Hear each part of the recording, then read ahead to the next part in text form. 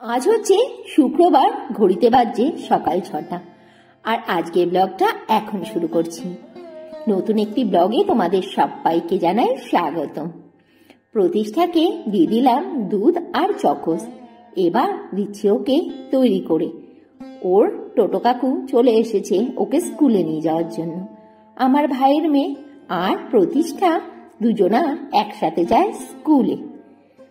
এবার আবার পাঠাতে হবে তোমাদের দাদা ভাইকে। এই যে ওনার জন্য করে দিলাম চা, উনিও খেয়ে এই যে যাচ্ছেন বেরিয়ে। এরপরে পাঠাচ্ছি ছেলেকে, ছেলের জন্য করে দিয়েছি ম্যাগি আর দিয়ে দিলাম জল। ইনিও যাচ্ছেন কলেজে। একে একে তিনজনাকে পাঠালাম তাদের গন্তব্যস্থলে।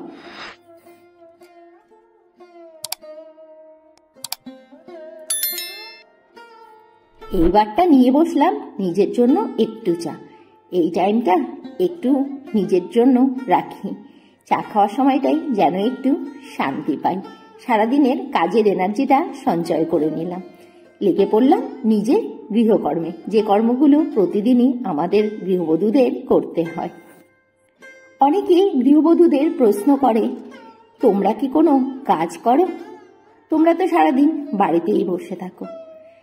হ্যাঁ, এটা তো একটা অনেক বড় প্রশ্ন। ঠিকই তো, আমরা বাড়ির বউরা তো সারাদিন বাড়িতেই বসে থাকি। আমরা তো আর ট্রেনে বাসে ঠেলে অফিসে বা নিজের কর্মস্থানে যাই না। আমাদের আর কাজ কি? সারাদিন তো বাড়িতে বসে থাকাই কাজ।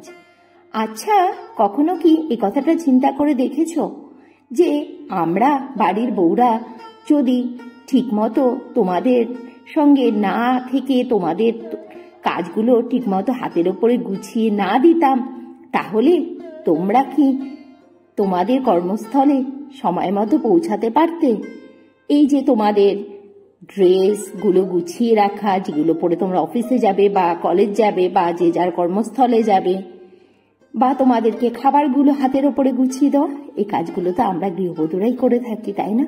তবুও একটাই প্রশ্ন শুনতে হয় যে তোমরা কি করো?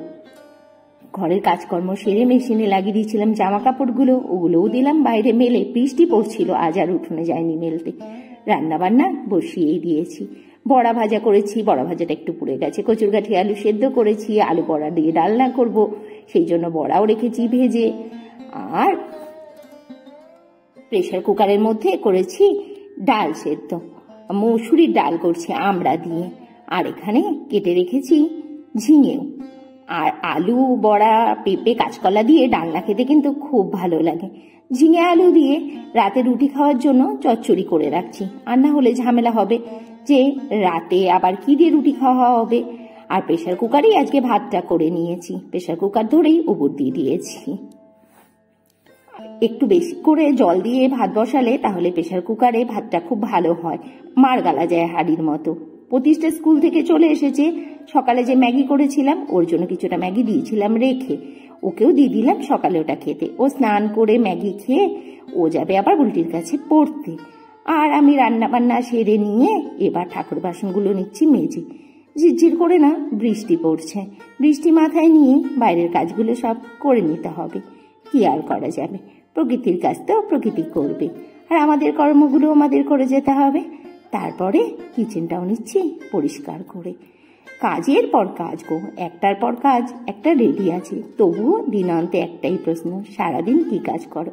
হ্যাঁ, গৃহবধূদের কোনো সম্মানই নেই গো। যেহেতু আমরা কোনো পয়সা উপার্জন করি না, এই জন্য আমাদের কোনো সম্মান নেই, আমরা তো বেকার। কিচেনটা ক্লিন করে তারপরে লেগে গেলাম ঘর পুছতে। সকালে আমি ঘরটা পুছি না গো, তাহলে ঘরগুলো না নোংরা হয়ে যায়।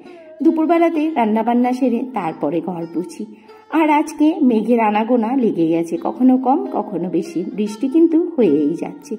যাক, বৃষ্টিটার খুব দরকার ছিল গো। যা প্রচন্ড গরম পড়েছিল, এখন যেন মনে হচ্ছে 3-4 দিন কন্টিনিউ বৃষ্টি হলেও কোনো ক্ষতি নেই। চলে এলাম দুপুরবেলাতে। আর দেখে নাও আজকে লাঞ্চে কি কি রয়েছে।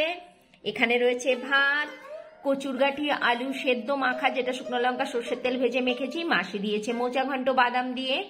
রয়েছে এখানে বড়া ভাজা, আলু বড়া, কাঁচকলা, পেঁপের ডালনা। আর রয়েছে ঝিঙে আলু দিয়ে একটা হালকা চচ্চড়ি করা, এটা রাতে রুটি খাওয়ার জন্য। এবার আসি বড়াতে। হ্যাঁ, বড়াগুলো দেখতে পাচ্ছ পুরো একদম হাল খারাপ হয়ে গেছে। অ্যাকচুয়ালি আমি হচ্ছে অনেক বড় একজনা কন্টেন্ট ক্রিয়েটার। কন্টেন্ট ক্রিয়েট করতে গিয়ে মাঝে মাঝে রান্না বান্না বা যে কোনো কাজে এরকম ভুলভাল করে ফেলি আর কি। আবার ফেরত চলে এলাম রাত্রিবেলাতে। রাতে খাবারে করে নিচ্ছি আজকে পরোটা। আর আজকে ব্লগটা এখানেই শেষ করছি। ভিডিওটি কেমন লেগেছে সেটি অবশ্যই কমেন্টস করে বলো। লাইক করতে কিন্তু একদমই ভুলো না। তাহলে আজকের মতো যাই, টাটা বাই। সবাই খুব ভালো থেকো, সুস্থ থেকো, সাবধানে থেকো। দেখা হচ্ছে আবার আগামীকাল।